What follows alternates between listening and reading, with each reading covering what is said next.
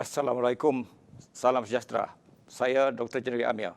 Anda sedang menonton 2030 melalui TVS, saluran baru TV yang dipancarkan dari Sarawak. 2030 akan memaparkan dan mengupas pelbagai isu semasa, meliputi pelbagai topik politik, sosial, ekonomi, pendidikan dan seumpamanya lagi. Dan kita akan tampilkan tokoh-tokoh berwibawa dari Sarawak, nasional, malah global. Jadi kali ini kita berkesempatan dalam siaran pertama TVS dengan menampilkan tidak lain tidak bukan tamu istimewa kita, YAB Datuk Petinggi Abang Johari. Selamat datang YAB. Terima kasih. Jadi pertama, kerana ini merupakan siaran pertama, Ya. jadi mengapa TVS harus diwujudkan ketika pelbagai media lain muncul dan TV dianggap sebagai media senja? Terima kasih. Pertama kali saya mengucapkan tahniah dan syabas kepada TV Sarawak ataupun TVS di atas pelancaran TV ini. Dan saya yakin bahawa peranan media sangat penting dan sudah tentu TVS akan memainkan peranannya sebagai medium di antara pihak TV untuk menyebarkan maklumat yang sahih dan seterusnya dapat sedikit sebanyak memberi gambaran apa yang sedang berlaku di negeri kita, di negara kita maupun apa yang berlaku di seluruh dunia. Walaupun kita mempunyai beberapa medium sosial media yang ada pada hari ini, saya nampak bahawa ia tidak menghadkan untuk negeri Sarawak khasnya mempunyai satu saluran TV yang dipunyai oleh Sarawak. Kerana di negara-negara maju pun mereka banyak mempunyai stesen TV. Saya pernah datang ke Estonia. Estonia adalah sebuah negara yang kecil di Eropah. Tetapi ianya mempunyai satu tahap yang begitu tinggi dari sudut digital mereka. Dan saya lihat bahawa mereka juga mempunyai banyak channel TV. Jadi dalam hal ini, di Malaysia ini kita banyak mempunyai channel-channel yang lain.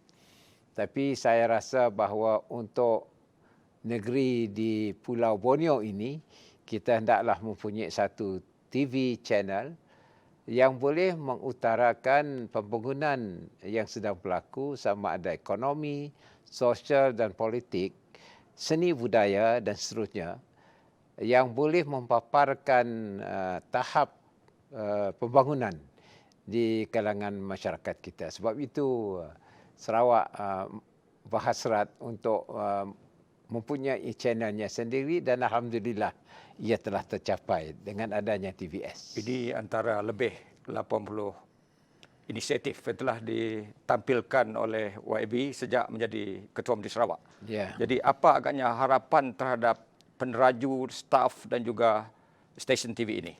Kita mesti mengambil maklum bahawa banyak anak-anak kita sedang menuntut di universiti di dalam fakulti arts dan performing arts.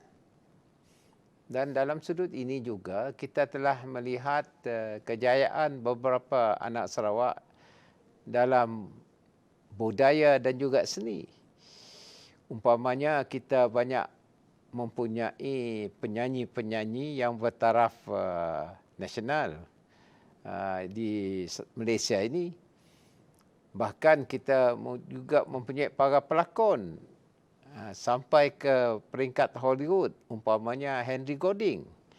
Dan saya lihat banyak talent creativity di kalangan anak-anak kita dan ini harus kita pupukkan supaya selepas mereka keluar daripada pengajian di peringkat tinggi, ada ruang untuk mereka mempamerkan talent mereka masing-masing. Bahkan menerusi TV Sarawak, kita mungkin boleh mempunyai exchange program dengan stesen TV yang lain. Umpamanya di kalangan negara-negara ASEAN, kita boleh mempunyai exchange program dan ini dapat memperkayakan lagi seni budaya. Selain daripada perkara yang lain seperti memberikan maklumat yang sahih mengenai dengan apa yang sedang berlaku di negeri kita dan seluruh negara. Dan ini akan membuka minda. Kerana dari sudut demokrasi ini, kita juga mesti ada mindset yang agak liberal dan tidak tergantung kepada satu trend yang agak sempit. Maka ini akan membolehkan kita menganalisa apa yang berlaku, termasuklah kemajuan teknologi ke arah industri 4.0 ini. Ini sangat penting. Dan saya yakin bahawa pihak yang berwajib boleh memberi pandangan ke arah hala tuju pembangunan kita. Apa agaknya secara ringkas keunikan dan kelainan yang diletakkan dari segi penanda aras oleh Datuk Petinggi sendiri? Saya memang cuba dari awal lagi untuk membangunkan negeri ini berasas kepada natural talent. Satu, nombor duanya natural resources, dan ketiganya menambah nilai kepada sumber-sumber yang ada pada kita, termasuklah sumber manusia. Sebab itu banyak langkah-langkah saya buat. Adalah satu langkah, ada yang kata boleh tak kita mencapai hasrat ini. Ada yang sanksi. Bagi saya, once you have the conviction, ada keyakinan dan kita tahu bahawa prasarananya membolehkan kita membuat sedemikian, saya yakin kita boleh. Baik. Jadi selepas ini kita akan dengar pandangan Datuk Petinggi dari segi inisiatif lain selain pada TVS ini. Ya. Kita rehat untuk sebentar waktu.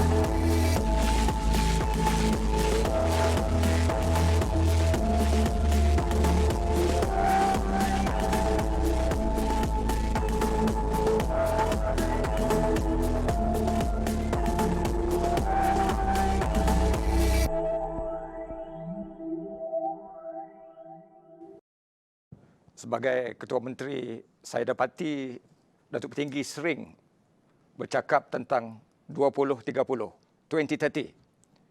Mengapa 2030 bukan 2025, bukan 2040? Ya, kita melihat latar belakang dahulu. Satu ketika pemimpin negara kita telah mempunyai satu visi di mana Malaysia akan menjadi negara yang maju pada tahun 2020. Dan saya nampak bahawa mungkin ia boleh dicapai, mungkin tidak. Tapi dalam konteks negeri Sarawak, dengan adanya tahap infrastruktur yang ada sekarang, saya rasa agak payah untuk kita mencapai negeri maju dalam konteks Malaysia 2020. Bahkan pemimpin sebelum saya pun, khususnya Pen Sri Taib, juga rasanya kalau Sarawak nak maju, mungkin pada tahun 2030. Dan saya mempunyai peluang berbincang dengan beliau ketika saya masih lagi dalam kabinet dipimpin oleh Pen Sri Taib.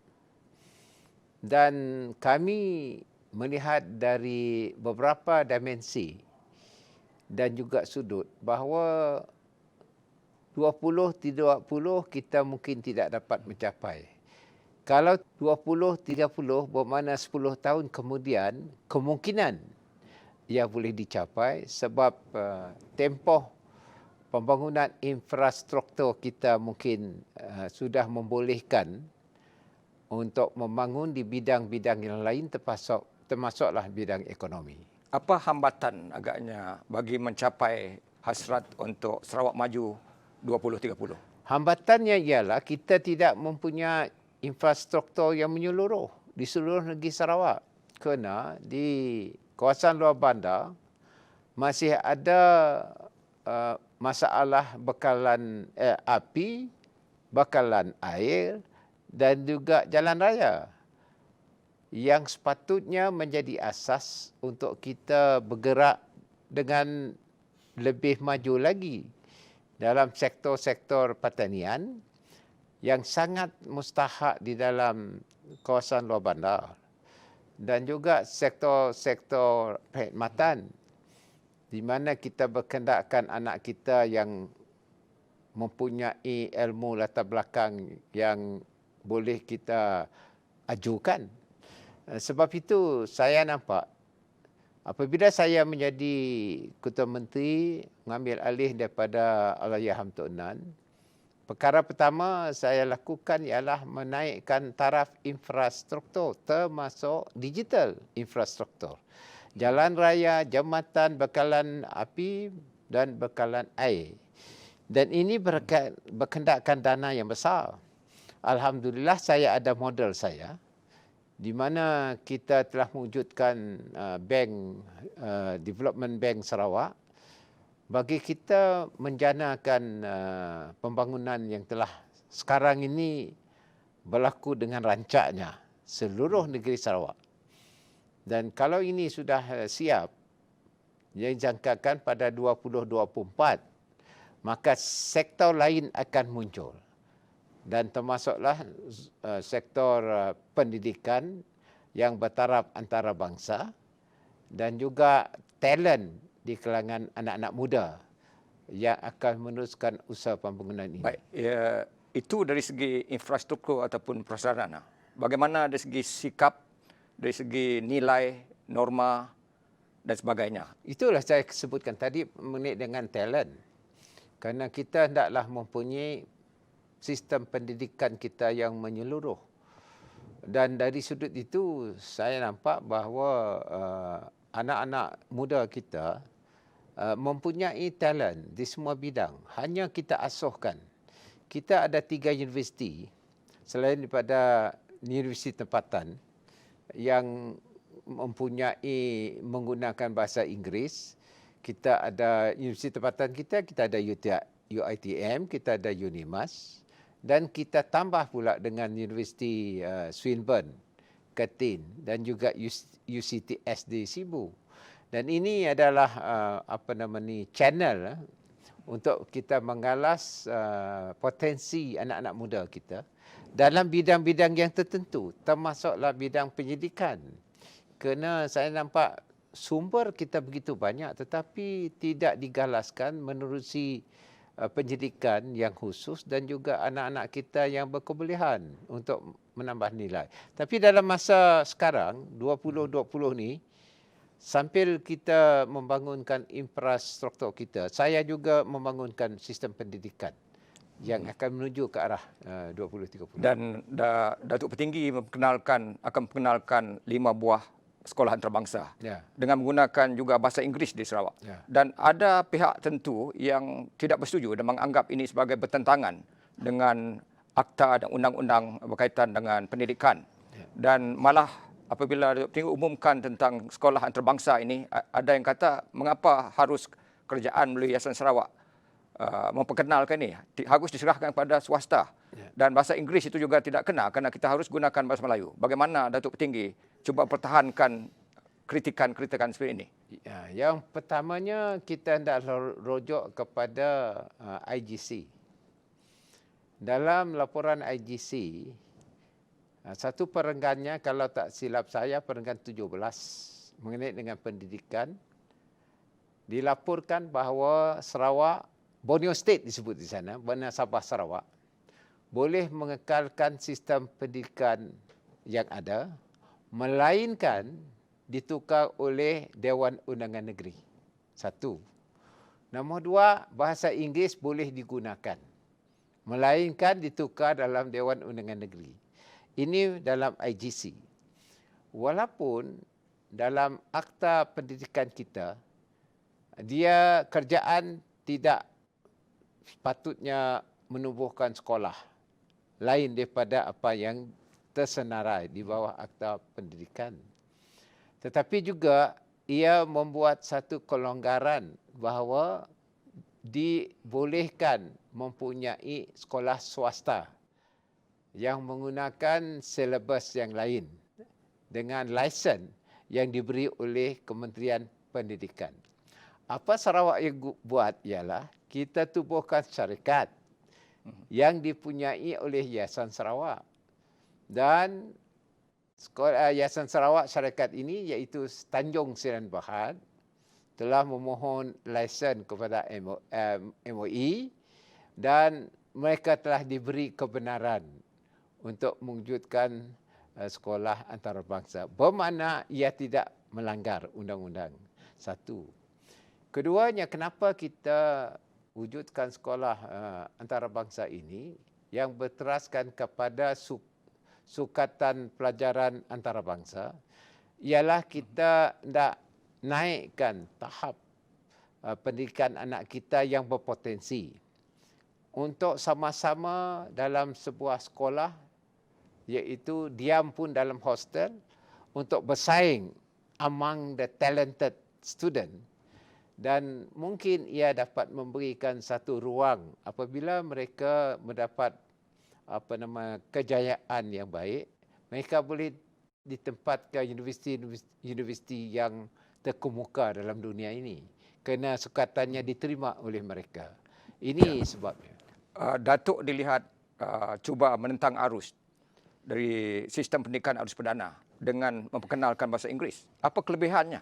Tak, kita ada dua paralel. Kena budak yang di dalam sekolah antarabangsa, mereka juga mengambil peperiksaan SPM. Jadi bermaknanya kedua-duanya ada, dan sama ada kita terima atau tak terima, bahasa teknologi dunia sekarang ialah bahasa Inggeris. Umpamanya kalau kita membeli alat-alat teknologi sekarang, manualnya sebenarnya dalam bahasa Inggeris. Dan kita kalau kita faham bahasa Inggeris, maknanya kita tahu apa yang dipelajari oleh kita. Selain daripada bahasa Malaysia. Bahasa Malaysia is mandatory. Dan Inggeris adalah, kalau Sarawak, bahasa kedua. Jadi bermakna anak kita dua-dua boleh. Dan dari sudut itu, apabila diletakkan di pentas antarabangsa, mereka tidak kaku. Keduanya, mereka faham apa yang dibincang oleh masyarakat antarabangsa.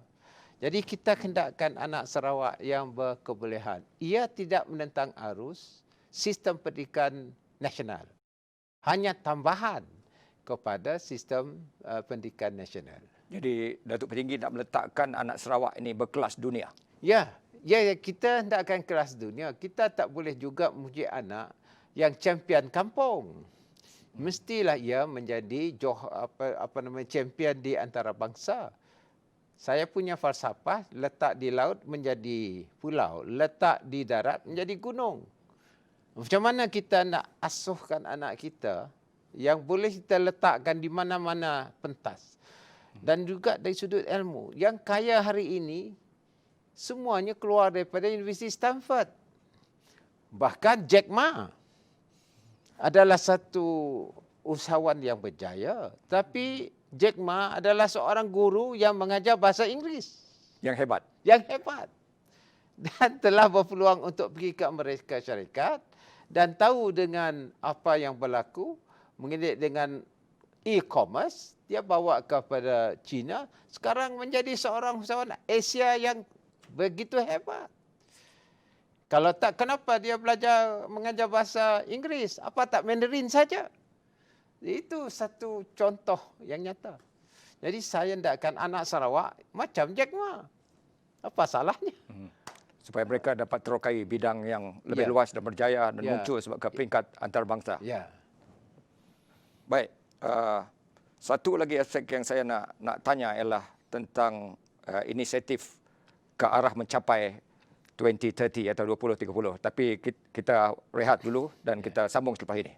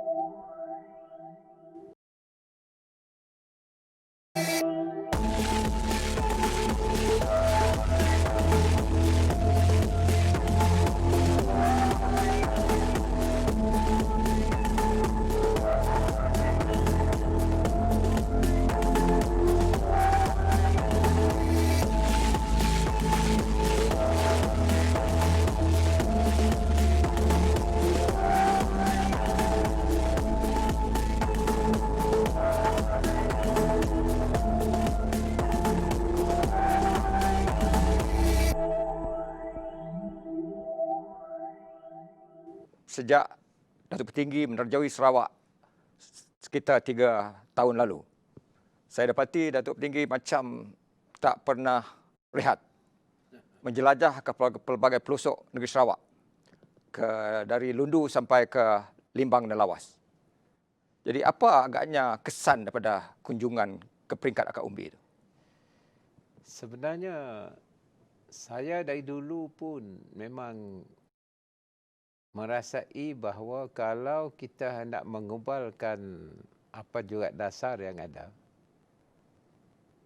ia hendaklah daripada bawah ke atas, bottoms up, rather than top down. Kerana stakeholder itu adalah di bawah. Dan kalau kita dapat input daripada bawah, grassroots, maka dasar kita akan setimpal dengan aspirasi grassroots. Dan saya dari dulu memang falsafah saya untuk mendapat input daripada akar umbi. Dan selepas mendapat input ini, maka barulah kita dapat mengubalkan dasar yang kompatibel dengan kehendak mereka. Sebab itu saya sejak jadi Ketua Menteri, 3 tahun 10 bulan. Saya telah bergerak di seluruh negeri. Di samping itu, saya juga tidak mempunyai protokol yang ketat. Kerana apabila kita bertemu dengan para pemimpin grassroots, mereka sudah tentu akan memberitahu apa yang berlaku di kawasan masing-masing. Sebab itu, dulu apabila saya jadi Ketua Menteri, saya lihat kenapa kawasan-kawasan berdekatan dengan Kuching, iaitu di bahagian Samarahan dan juga Bau dan Lundu, masih tidak ada mempunyai bekalan air. Jadi ini telah memberikan saya bahawa it has to be done. Maka dengan itu saya telah mencari jalan. Kita tidak boleh hanya 100% bergantung kepada kerajaan pusat melalui Kementerian Luar Bandar. Kita mesti juga mempunyai dana kita sendiri untuk kita membekalkan umpamanya pipe yang baru, sumber air yang baik untuk kita membekalkan api dan juga air. Maka dengan itu saya telah memberi peruntukan melalui model saya 4 bilion untuk membekalkan elektrik dan juga air di seluruh Sarawak.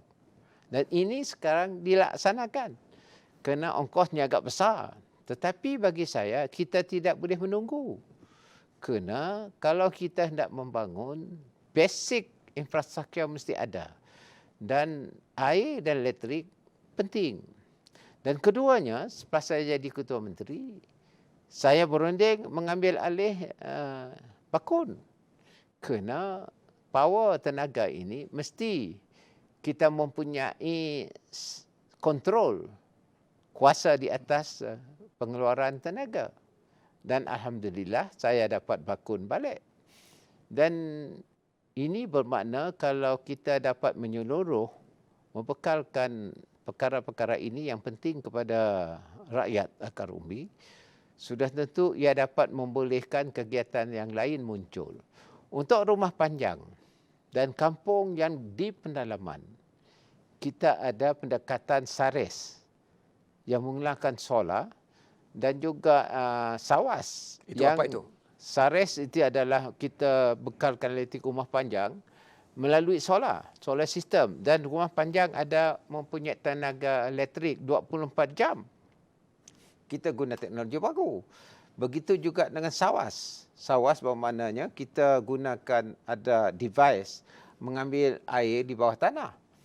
Jadi ini semuanya telah kita buat dan target kita berdaya 2022 100% covered.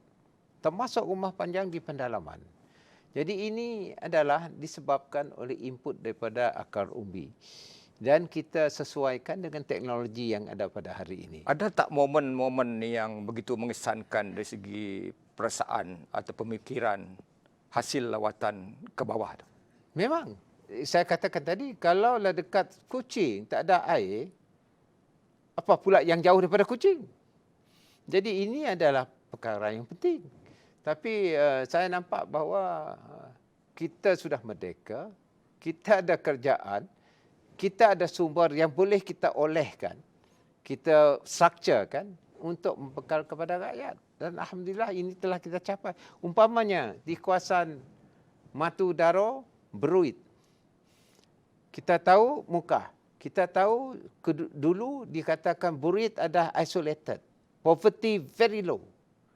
Sebab itu saya buat jambatan. Apa yang sebenarnya menggerakkan Datuk Petinggi untuk melaksanakan dengan penuh komitmen? Sebab rakyat telah lama menunggu. Kita di atas ini disebabkan oleh rakyat. Jadi kita mesti bertanggungjawab kepada rakyat. As simple as that. Dan apabila rakyat memberi kepercayaan kepada kita, there must be something in you. Kalau mungkin kita ada sedikit ilmu, kita gunakan ilmu ini untuk kita memperbaiki apa pada rakyat. Umpama di kawasan Rajang, Delta. Jadi saya kata, kalaulah dia banyak sungai, kita buat jambatan. Baik, Datuk Petinggi, kita rehat sebentar dulu dan kita lanjutkan perbincangan ini selepas ini.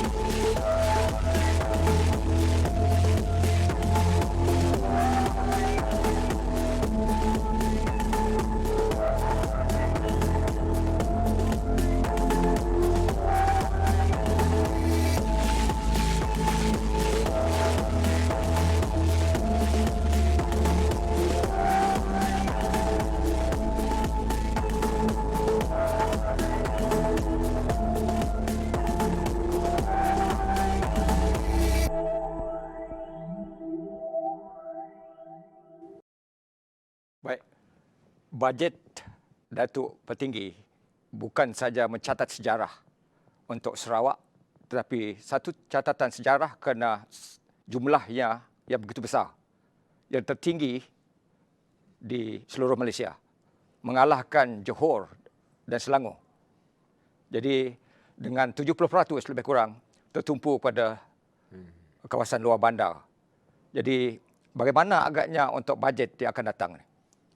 Ya, saya telah mempunyai bajet di mana pada tahun 2017, 18, 19, khususnya 18 dan 19, jumlahnya agak besar. Tidak pernah kita mempunyai bajet melebihi 10 bilion. Selalunya di antara 5-6 bilion. Saya membuat bajet tersebut kerana saya rasa kita mempunyai pendapatan yang lain. Apa saya sebut sebagai re-engineering. Dan fokus diberi kepada Google Centric ini disebabkan oleh apa yang telah saya bincangkan tadi, bekalan api, bekalan air, jalan raya, jambatan yang harus kita wujudkan di seluruh negeri, khususnya jalan pesisiran. Kerana jalan Pen Borneo sudah ditangani oleh pihak kerajaan pusat. Maka dengan adanya peruntukan ini, kita tingkatkan infrastruktur. Kita juga memberi peruntukan untuk memberi seed capital, iaitu modal kepada para petani dan nelayan kita supaya mereka dapat mengubah cara mereka mengeluarkan hasil dalam sektor pertanian. Dan sebab itu setakat ini kita rasa kita telah mempunyai kedudukan kewangan yang agak stabil sebab kita telah mendapat dan menang dalam masalah kita dengan Petronas. Dan ini telah memberi kita pendapatan selain daripada pendapatan yang ada, tambahan 3 bilion. Dan kalau 5 tahunnya 15 bilion. Selain daripada pendapatan yang ada. Sebab itu saya rasa bahawa masa depan kita cerah dan bajet 2021 ini akan saya gubal selepas kita tamat perbincangan dan juga recommendation daripada kita punya State Economic Council yang berbincang mengenai dengan beberapa sektor yang harus kita laksanakan. Dan apabila kita mendapat recommendation daripada jawatankuasa ini yang mengandungi para pakar-pakar dan juga para pemimpin kita termasuk pihak perkhidmatan awam, maka barulah saya akan tentukan peruntukan-peruntukan dalam bajet 2021. Dapat diberikan sedikit bayangan tentang intisari atau intipati? Intisarinya masih lagi pembangunan yang menjurus kepada pembangunan luar bandar, satu. Nombor duanya adalah sambungan kepada projek yang ada. Ketiganya pendidikan. Pendidikan akan diberi keutamaan. Semuanya menuju ke 2030. Ya, kerana kita ada 10 tahun lagi dan rancangan Malaysia kita ke-12 ini akan kita tingkatkan perkara ini. Dan di sini maklumat mesti diberi kepada rakyat. Maklumat yang betul. Yang sahih. Bukan fitnah. Bukan fitnah. Dan ini saya harap TVS dapat mainkan peranan untuk memberi maklumat yang sahih kepada rakyat. Jadi bajet Datuk Petinggi yang diperkenalkan itu juga cuba merapatkan jurang antara bandar dan luar bandar. Ya, boleh huraikan sikit? Boleh. Ya, memang kita di bandar pun kita akan tingkatkan prasarana di bandar. Kerana bandar juga akan menarik pelaburan. Termasuklah di kawasan Bintulu dan Miri. Kerana ini adalah untuk kita merancangkan sektor perkhidmatan kita termasuk pelancongan. Dan di luar bandar pula kita tingkatkan pengeluaran makanan, food security. Dan seterusnya kita dapat menghasilkan makanan ini untuk pasaran terbuka.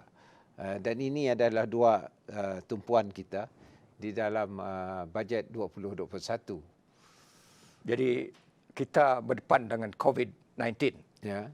Satu isu besar ialah soal ekonomi, peluang pekerjaan, orang hilang pekerjaan dan seumpamanya. Betul. Apa langkah-langkah konkret yang diambil kerajaan Negeri Sarawak di bawah kepimpinan Datuk Petinggi untuk tangani isu ini? Saya telah menubuhkan Sarawak Economic Action Council dan saya lihat apa yang mereka sentuh dan sudah tentu apa yang penting ialah recovery. Kita memulihkan ekonomi kita dan saya nampak bahawa ini dapat kita laksanakan dalam masa 21-22 dan kita berharap mudah-mudahan pada awal 21 kita sudah ada vaksin. Kalau vaksin sudah ada, katakanlah pertengahan 21, maka pemulihan ekonomi kita akan lebih cepat. Apa yang penting ialah projek kita telah berjalan dan ini akan memberikan kesan multiplier kepada seluruh sistem ekonomi negeri kita. Baik, selepas ini kita akan bercakap tentang MA63 dan juga soal perpaduan di Sarawak kerana Sarawak dianggap sebagai modal terbaik untuk dicontohi oleh seluruh negara.